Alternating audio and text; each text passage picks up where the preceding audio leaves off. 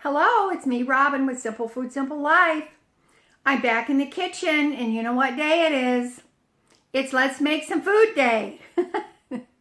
So I hope you'll join me today. I'm going to make some food. It's a little bit different, but I think it's going to be very helpful to you because you know what? Winter is coming. That is for sure. Now listen, if you've not subscribed, please do. I would really appreciate it. And if you are subscribed, thank you so much for your support. Be sure and hit the notification bell either way, and that way you'll be notified whenever I post a new video because you know you wouldn't want to miss my dulcet tones. Okay, make sure you like, subscribe, share, because who knows, it might help somebody else and it'll help me. Okay, let's get into the kitchen. Oh wait, I'm already here and I'll show you what we're doing today.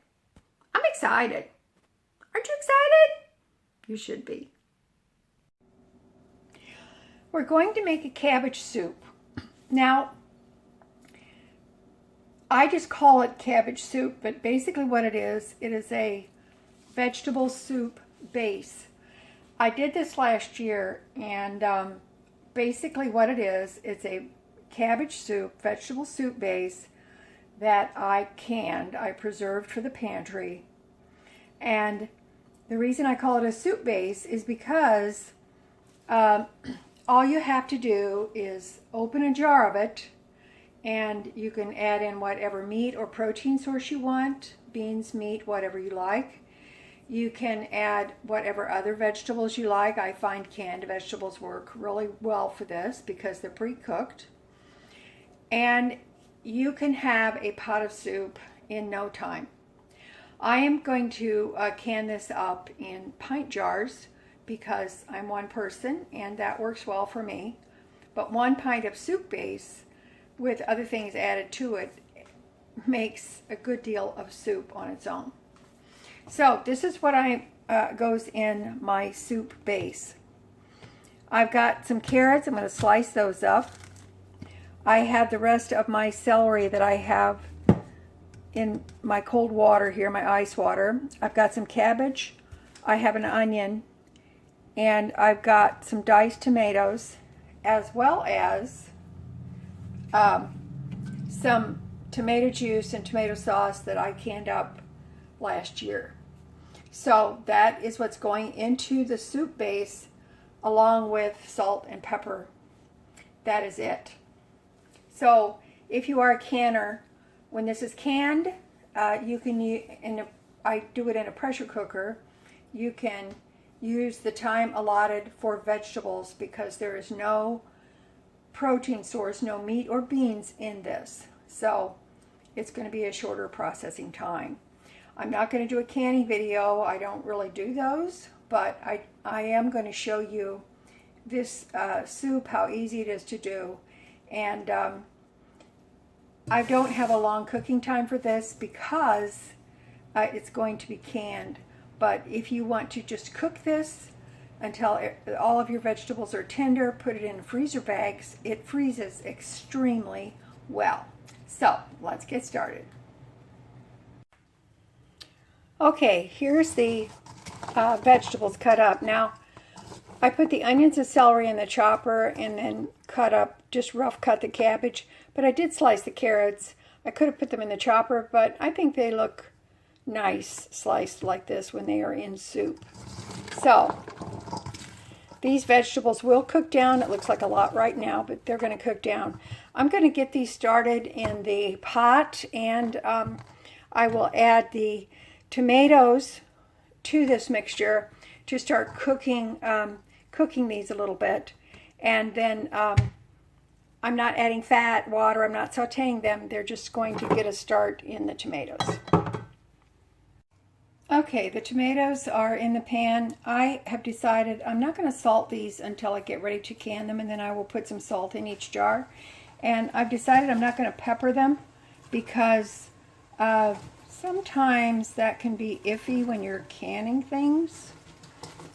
Gives kind of an odd taste sometimes, so I'm not going to add any pepper. It will just be salt just before they're canned. So let's get these going. I'm going to turn the heat down on these. If you are making this for the freezer, make sure you cook it completely. You want everything to be done. And if you want to saute the vegetables or whatever, feel free if you're going to freeze it. And put in whatever seasonings you like. I'm just making this so that I can and preserve this for the pantry. Now, the beauty of this, if you just stick with just a few main seasonings, when you take out a jar or a bag of this, you can just put in it whatever you want. You can make it Italian, you can make it, give it a Mexican flavor, just whatever you want to do, really. It's very, very versatile. You can put beef in it, chicken, beans, doesn't matter, whatever you like. All right, I'm going to put the lid on this and let this cook down. Okay, I have opened one jar. Well, I've actually opened both jars of the tomato sauce / juice.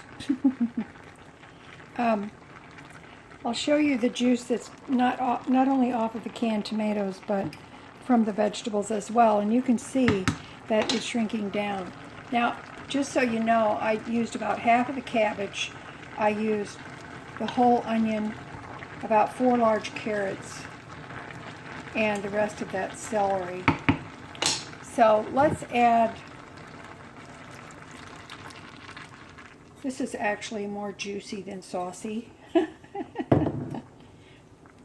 I have a small kettle here, which is fine. I'm not concerned about that. If I have to do a couple of batches, I really don't care. I'm fine with that. This smells really, really good, by the way. Now, I want you, if you're going to freeze this instead of canning it, or even if you're canning it, you can put other vegetables in. You can use green beans, whatever vegetables you like, corn. I'm not doing that. I'm just making a base. Can you imagine this soup base with some chickpeas or some Italian sausage? It would be awesome. It is awesome, and I hope that you give this a try. It's a good way to use up vegetables that you have, maybe from your garden, but it's also a great way to stock your pantry and have some provisions for the winter time. This is very good all on its own as well, especially if you don't feel good. This is a great soup. So I'm going to put the lid back on this, and then we'll be back in a minute or two. Okay, I've got 8 pints out of that kettle, which I'm not unhappy about. And I topped off the jars with the remaining jar of tomato sauce. So these are going to go in the canner once it reaches 11 pounds of pressure, because that's what I need for my location. It's going to take about 20 minutes to process, and it should be awesome.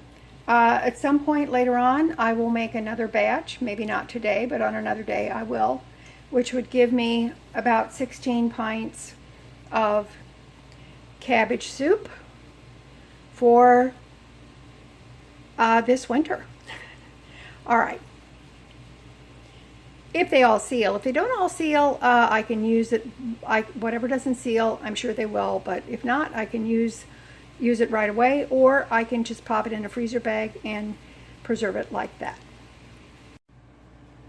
Here we are, fresh out of the canner. Just show you what that looks like. They're still bubbling. These have to sit for 24 hours before the rings can be removed, because we have to make sure that they've sealed completely. But as it stands right now, they were sealed when I took them out of the canner. So anyway, we shall see. I'm very happy with the results. Just a little bit of work, and you can actually have something lovely for your pantry. I forgot to tell you that before I seal these for the canner, I put a 1/4 teaspoon of kosher salt in each jar. The reason I did that is because the canned tomatoes were salted already, and my homemade tomato sauce was also salted already. So I didn't want to overdo it.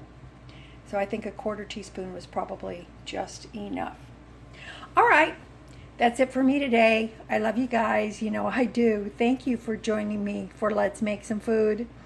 This was a little bit different, but I think it will be helpful for all of you, or at least some of you, in the long run. All right. As always, you know that little is much when God is in it. Okay, I love you, and I will talk to you later. Bye-bye.